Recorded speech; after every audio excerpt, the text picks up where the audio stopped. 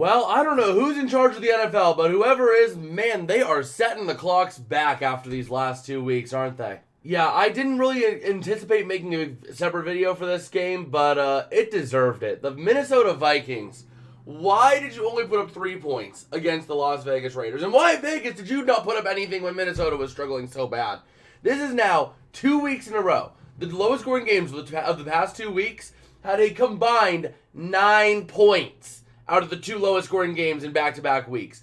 That is something that is dang near unprecedented in the modern NFL. This is the first time that we have been, since 2007, since we've had a score this bad. And the 2007 game was they at least had, an excuse. It was bad weather. It was muddy. It was rainy. It was awful field in Pittsburgh, in that Pittsburgh Dolphins game back in '07. But this one, there's no excuse. It was in a freaking dome. It was in a dome and these teams struggled so bad. If there would have been actual weather, this game could have very easily been a 0-0 tie, which we wouldn't have seen since 1943. This is just an absolutely abysmal game setting football back.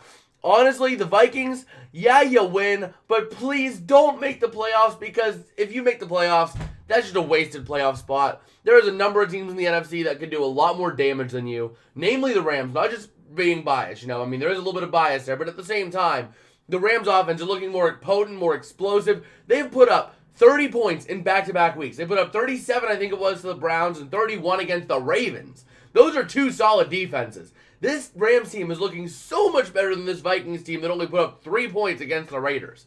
I get teams have bad weeks, but man, 3-0, that is unexcusable. And Vegas, you're not off the hook on this one either. Yes, you fired your head coach, but what is wrong with you? Pierce was rallying this team. They were looking better.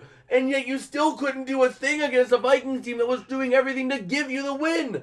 This was tank bowl between two playoff contenders. I don't think we've ever seen tank bowl between two playoff contenders before like this. Both teams just tried to win. And they both tried to lose, actually. It was absolutely abysmal. If we take a look at the punts here for both of these teams, the Vikings had a combined 9 punts between Greg Joseph and Brian Wright.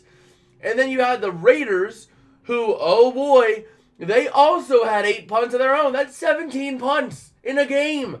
3 points scored. That is absolutely abysmal, and both of these teams should be embarrassed. Now, please, both of these teams, don't make the playoffs. Just lose out, because nobody wants to see your sorry butts in the playoffs after this game. That was abysmal. Lose out. We never want to see you. Neither of you deserve to make the playoffs after this one.